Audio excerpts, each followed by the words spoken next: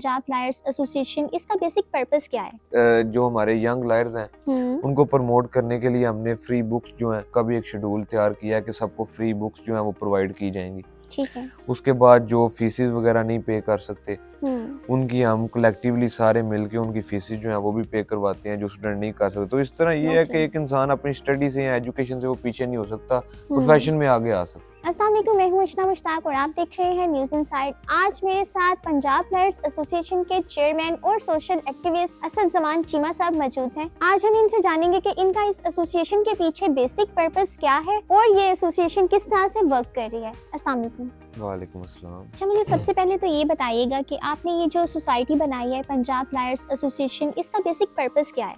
हमने वकला की और लायर्स की एक यूनिटी को क्रिएट किया है जिसका नाम हमने पंजाब लायर्स एसोसिएशन के नाम से दिया। ये इस कम्युनिटी का या इस इत्तेहाद का मकसद ये है कि हमारे जो यूथ है, यंग वकला हैं, इनको एक फ़रोग मिलेगा, ठीक है, इनको प्रमोशन होगी। जबकि जहाँ पे इतने आगे वकील आपको पता है तादाद में बहुत ज़्यादा हो चुके हैं, तो इस प्रोफेशन के अंदर हमें सिर्फ चाहिए भी सबसे अव्वल तौर पे हमें सिर्फ यूनिटी चाहिए, ब्रदरहुड चाहिए, जिसके अंदर हमने अपने मोटो को भी इसी वजह से ना रखा है ताकि जितने हमारे दोस्त हैं, भाई हैं, स्टेशन में हैं, आउट ऑफ स्टेशन है, डिवीजन है, जितने भी हैं, हम सब लोग एक झंडे के नीचे इकट्ठे होकर चलें ताकि मुआशरे के अंदर, सोसाइटी के अंदर इंसाफ को फ़रोग मिले। बहुत सारे लोगों को इन चीज़ों के ऊपर, जैसे आपने देखा होगा कि वकील जो है वो बड़ी जगह पे अपने काले कोट का, अपने इस प्रोफेशन का गलत इस्तेमाल भी करते हैं, जिस इस्तेमाल की वजह से ना सिर्फ कानून अफेक्ट होता है बल्कि अदलिया और पूरा निज़ाम अफेक्ट होता है। ठीक है। सो इस निज़ाम को बेहतर करने के लिए इस चीज़ को जो है वो हमने बनाया है और इसको एज आ यंग लायर्स के तौर पे, इसकी यंग लायर्स की यूनिटी के तौर पे इसको सामने लेके आए हैं हम लोग। अच्छा, क्या आपको नहीं लगता कि जो सीनियर लायर्स हैं उनका एज कम्पेयर टू जो यंग लायर्स हैं उनसे ज़्यादा एक्सपीरियंस है, तो वो इन चीज़ों को ज़्यादा अच्छे से सर अंजाम दे सकते? बेसिक देखें, यंग लायर्स जो हैं और सीनियर लायर, इनके अंदर काफ़ी ज़्यादा फ़र्क है। जो यंग लायर्स हैं उनके अंदर एक समझ लें कि एक किस्म की एक चिंगारी होती है, वो भाग भी सकते हैं, वो हर काम कर सकते हैं। उनका जो एक सीनियर लायर का जहाँ पे सोचने का तरीक़ेकार है वो एक यंग लायर से बहुत डिफरेंट है। ठीक है। उनकी सोच मैच्योर है, सारा कुछ है। लेकिन जहाँ पे देखा जाए तो सीनियर्स को यंग लायर्स की उतनी ही ज़रूरत है जितनी कि यंग लायर्स को सीनियर की पड़ती है कि जब वो जाएं तो उन्हें को मतलब एक उस्ताद के तौर पे, एक टीचर के तौर पे वो आगे ट्रीट करते हैं। तो उसी तरह यंग लायर्स की भी ज़रूरत जो है वो सीनियर्स को बहुत ज़्यादा है। अगर ये यंग लायर्स ना हो, इनकी प्रमोशन ना हो, तो वो जो लोग हैं वही ऊपर बैठे रहें, किसी को आगे आने का मौका ना मिले। ठीक है। अब जो कन्वेंशंस होती हैं सारे, वो सिर्फ लीड तो कर सकते हैं लेकिन वो आगे होके as a heat of the environment चीज़ों को कैरी आउट तो नहीं ना कर सकते कि जैसे कहीं पे कन्वेंशन हो रही है, कहीं पे कोई काम हो रहा है, कहीं पे भागना है, अब कैंपेन्स हैं, वो सारा कुछ वो तो टेक ओवर नहीं कर सकते। लेकिन अगर कर सकते हैं तो यंग लायर्स कर सकते हैं। लेकिन फ़र्क ये है कि यंग लायर्स को तो पता होना चाहिए कि कहाँ पे उनका मिसयूज़ हो रहा है और कहाँ पे उनका मिसयूज़ नहीं हो रहा। ठीक है। सो इन सब चीज़ों को एक डिस्क्रिमिनेशन में लेके आने के लिए इस ग्रुप को जो हमने वो तरतीब दिया था। ओके, और आपकी ये जो सोसाइटी है इससे आम आवाम को क्या फ़ायदा होगा? आम आवाम को देखें ये फ़ायदा होगा कि जैसे हमने इस सोसाइटी को क्रिएट किया, इसको एक फोरम को क्रिएट किया। अब बहुत सारी ऐसी जगह हैं जहाँ पे आपने देखा होगा कचहरियों के अंदर लोगों को वकील ढूंढने पड़ते हैं, वो लोग जाते हैं, ठीक है। लेकिन यहाँ पे सिर्फ एक वकील नहीं, अगर कोई मसला लेके आता है तो उसने हमारे फोरम के पास मसला लेके आना है। अगर कोई शख्स वहाँ पे मसला लेके आता है तो उसका मतलब यह है कि वो मसला एक इंसान का नहीं है, वो पूरे फोरम ने उसका मसला जो है वो सॉल्व करवाना है। अब हम लोग तो बैठे ही एज अ पब्लिक सर्वेंट है, हमने उन्हीं का मसला जो है वो हल करवाना है। लोगों का, आवाम का, जो कचहरी आती है, जो वैसे भी आते हैं, किसी का कोई डोमेस्टिक, किसी किस्म के भी जो सिविल केसेस हैं, क्रिमिनल केसेस हैं, कोई भी आ जाता है। तो उसके अंदर फिर बेहतर ये होता है कि लोगों को वकीलों के पास या जाना नहीं पड़ता, लोगों का एक ट्रस्टवर्थी चीज़ होती है कि यार उन लोगों ने इस चीज़ का एक मंशूर बनाया, अगर वो इस चीज़ का काम कर रहे हैं तो हमें उनके पास जाना चाहिए। ठीक है। तो हमने भी इसी चीज़ का अज़म किया कि यार हम उन सब के जो काम है वो करवाएंगे, ठीक है, उन सब के ज़रूरियात को पूरा करेंगे। और बेसिक हमने जो हमारे यंग लायर्स हैं उनको प्रमोट करने के लिए हमने फ्री बुक्स जो हैं उनको भी अपना किया हुआ है, उनका भी एक शेड्यूल तैयार किया है कि सबको फ्री बुक्स जो हैं वो प्रोवाइड की जाएंगी। ठीक है। उसके बाद जो फीसिस वगैरह नहीं पे कर सकते उनकी हम कलेक्टिवली सारे मिलके उनकी फीसिस जो है वो भी पे करवाते हैं, जो स्टूडेंट नहीं कर सकते। तो इस तरह ये है कि एक इंसान अपनी स्टडी से या एजुकेशन से वो पीछे नहीं हो सकता, प्रोफेशन में आगे आ सकता है। और आप अपनी सोसाइटी को डिवीजनल लेवल पे ही रखना चाहेंगे या आगे क्या इन फ्यूचर आप इसको नेशनल लेवल पे भी लेके जाएंगे? इंशाल्लाह इसको नेशनल लेवल पे भी लेके जाएंगे। फिलहाल तो पंजाब के तौर पे ही हम लोग अभी वर्किंग कर रहे हैं और पंजाब के अंदर भी तकरीबन कुछ ऐसे समझ लें कि डिस्ट्रिक्ट हैं जिनके अंदर हमारी पोजीशन स्ट्रांग है और नो डाउट की जो चीज़ें शुरू होती हैं उनको मेहनत से आगे ही लेके जाया जा सकता है और जितना वो आगे जाएंगी तभी उनका एक स्टैंड भी बनेगा, वो उस तरह से बेहतरी से काम भी करेंगी। लेकिन फिर अगर हमारी पोजीशन 7-8 डिस्ट्रिक्ट के अंदर है तो अल्हम्दुलिल्लाह और हम इस डिस्ट्रिक्ट से आगे इसको पोजीशन को अपनी मेहनत से लेके जाएंगे और ज़रूर लेके जाएंगे। हमारे साथ इस टाइम 500 प्लस जो हैं वो लायर्स वो डिविजनल लेवल पे गुजरांवाला डिवीजन से वो चल रहे हैं, यंग लायर जो। ठीक है। अच्छा, जहाँ पर आपके इस काम को काफ़ी लोगों ने सराहा होगा, इसके साथ साथ कुछ लोग ऐसे भी होंगे जो क्रिटिसाइज करते होंगे, तो क्या आपको ये लगता है कि आप लॉन्ग टर्म इसको लेके चल सकते हैं?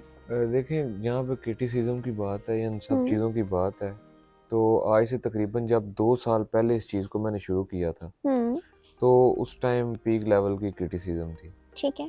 क्रिटिसिज्म अपने साथ वालों की होती है, हर तरफ से मुआशरे की ये सब चीज़ें जो है। सो मेरा एक पैशन था, एक चीज़ें थी, लेकिन मेरा तो यही सोच है कि मैं इसको इस कंसिस्टेंसी को ख़त्म नहीं करूँगा और मेरे साथ जितने चलने वाले हैं वो भी इस कंसिस्टेंसी को ख़त्म नहीं करेंगे।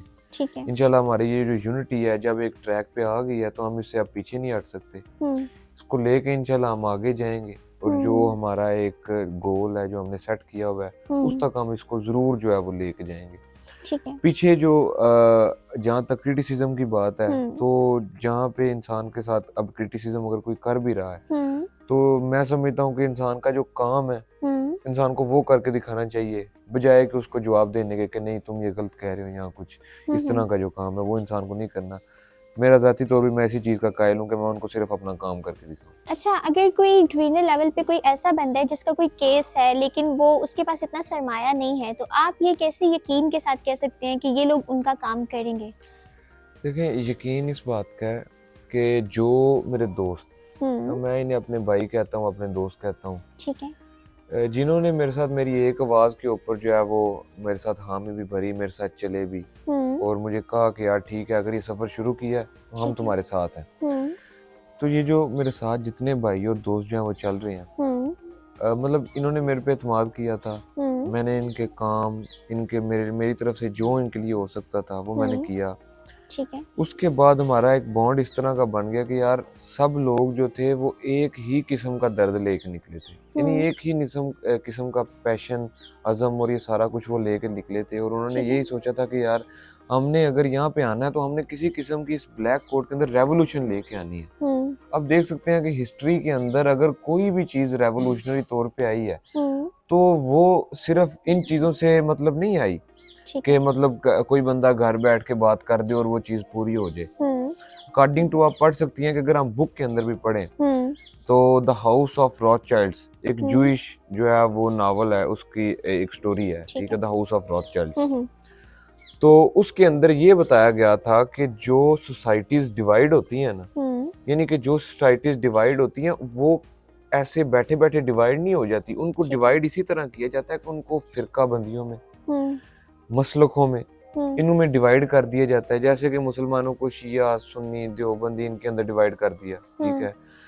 फिर अगर आप फर्ज कर लें मुसलमान जो हैं इनके अंदर डिवीजन्स बहुत ज़्यादा और भी कैटेगरीज आ गई। जैसे कंट्री लेवल पे जाएं तो वो ईरानीज हैं, ये पाकिस्तानी, तुर्किश, ठीक है, और पता नहीं क्या क्या, अजमी और अरबी, ठीक है, डिवीजन तो एक वो शुरू से, ठीक है, लेकिन वो एक इतनी मैटर करने में डिवीजन नहीं थी, लेकिन लोगों ने उसको जितना एनहांस कर दिया ना आगे, मतलब उसको जितना बढ़ा दिया कि यार ये डिवीजन जो है वो अरबी है और हम अजमी है और ये है वो सारा कुछ। तो इस तरह से वो जूइश की एक बुक के अंदर उन्होंने लिखा था, जहाँ से मैं आपको बताता हूँ कि जूइश हिस्ट्री जो रेवोल्यूट हुई थी, जहाँ से निकली थी, उसके अंदर ये बुक के अंदर लिखा हुआ था कि वो जब वेस्टर्न बुक के अंदर था कि इसको डिवाइड करने के लिए उन्होंने ये तरीका इस्तेमाल किया कि यूनिटी को तोड़ा जाए।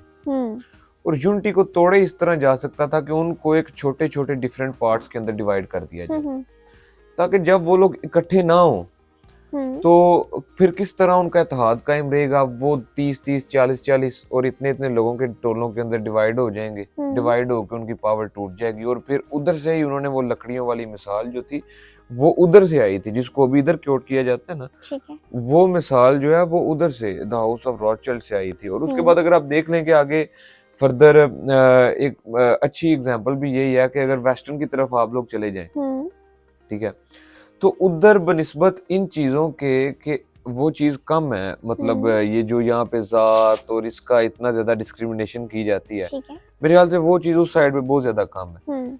और क्रिश्चियनिटी को भी एक अरसे के बाद अगर आप उस मजहब को भी देखें क्रिश्चियनिटी को, और बतौरे हम मुसलमान हैं, इस्लाम के मानने वाले हैं, तो इस्लाम के अंदर ये बुक एक है हमारी, इसके अंदर कोई ये बुक के अंदर फिरकाबंदी नहीं आई, सब उसी किताब को पढ़ते हैं, नमाज पढ़ते हैं। लेकिन क्रिश्चियनिटी के अंदर क्या आ गया है, वो डिवाइड हो गए हैं, कैथोलिक्स बन गए हैं, कोई बन गए हैं, ठीक है। तो वो डिवीजन जो है वो आप हिस्ट्री के अंदर भी देख लें तो वो इंसान को तोड़ती ही है। ऐसा ही है। और हिस्ट्री तो हमें, पंजाब की हिस्ट्री तो इसी चीज को बताती है। यहाँ पे बहुत सारे मतलब उठे, मतलब मैं बेसिकली बिल्कुल भी इस चीज का कायल नहीं हूँ कि मैं एंटी स्टेट होके बात करूँ, ठीक है, मैं एंटी स्टेट नहीं हूँ। I am always with the state, मैं स्टेट के साथ खड़ा हूँ, उसके लॉज को, क्योंकि हमारा काम है लॉज को इम्प्लीमेंट करवाना, लॉज को इम्प्लीमेंट करवाना और लोगों को बताना कि यार ये लॉज है, पहले हम खुद तो उन लॉज को फॉलो करें ना। तो इसी वजह से मैंने इस चीज को सोचा कि यार अगर यहाँ पे हम यूनाइट हो जाते हैं, एक परचम के नीचे, एक झंडे के नीचे यूनाइट हो जाते हैं, तो फिर हमारी एक पावर होगी। अच्छा, एंड पे आपका यंग लायर्स के लिए कोई मैसेज जो आपके साथ ऑलरेडी अटैच है या आपके साथ अटैच होना चाहते हैं? मेरा उनके लिए एक ही मैसेज है, और मैं सिर्फ इतना कहना चाहूँगा कि यार जो भी जहाँ पे भी मेरा पोस्टकास्ट जो भी भाई सुनेंगे, मैं उनको सिर्फ इतनी बात कहूँगा कि यार हमारे साथ जो लोग चल रहे हैं, हमने उन्हें कभी डिसअपॉइंट नहीं किया, अपनी तरफ से बेस्ट देते हैं, उनके साथ चलते हैं, उनका हर दिन रात सुबह शाम जो काम आता है वो करवाते हैं, ठीक है। और यही नहीं कि मैं अकेला ये बात कह दूं कि यार मैंने ये सारा कुछ करवाया, सब जो हैं दोस्त जितने भी हैं, ठीक है, वो मिल के उनकी कोशिश के साथ ही सारे काम होते हैं, ठीक है। तो मेरा उनके लिए भी पैगाम है कि यार अगर जिस चीज को, जिस मिशन को यार हम लगे हैं, उसको हम अपना उस मिशन तक, पूरा उस गोल को पूरा करते तक तो हम पीछे नहीं हट सकते। लेकिन जो हमारे दोस्त हैं, जो देख रहे हैं, जो अभी तक हमारे साथ शामिल नहीं हुए, उनके लिए मेरा पैगाम है कि यार इस यूनिटी का और इस इत्तेहाद का हिस्सा बने, हमारे साथ अटैच हो, ताकि एक ब्लैक कोट, हमारा यूनिफॉर्म ब्लैक है, हमारा झंडा ब्लैक है, ठीक है, इसके नीचे अगर एक यूनिटी हम लेके आते हैं तो प्रोफेशन के अंदर हमें जो है वो इस चीज के अंदर फरोग मिलेगा। तो ये हमने इसका बेसिक जो है वो मोटिव रखा है कि यार इस मंशूर के मुताबिक, जिसके अंदर तमाम भाइयों के साथ इक्वालिटी का हमने कहा है, सबको प्रमोट करने का कहा है, सबके साथ चलने का कहा है, हर डिवीजन पे, हर जिले पे, यार कोई बड़े घर का नहीं, कोई छोटे का नहीं, सब जब इक्वल है, एक प्रोफेशन में है तो सब इक्वल है, सबको लेके चलने का कहा है। तो सबके लिए मेरा पैगाम है कि यार हमें ज्वाइन करें और हमारे साथ जो है वो कोऑपरेट करें और आगे चलें, ताकि एक ब्रदरहुड के साथ, भाईचारे के साथ एक बाजू बन के जो है वो हम लोग आगे बढ़े इस प्रोफेशन के। जी, तो जैसा कि आपने जाना कि पंजाब लायर्स एसोसिएशन का बेसिक पर्पस ये है कि वो यंग लायर्स में यूनिटी पैदा कर सके, इसके साथ साथ आम आवाम को फैसिलिटेट कर सके। आपका इनके काम के हवाले से क्या कहना है, कमेंट बॉक्स में हमें लाजमी बताइएगा। इसी के साथ अशना मुश्ताक को दीजिए इजाजत और देखते रहिए न्यूज़ इनसाइड। अल्लाह हाफिज।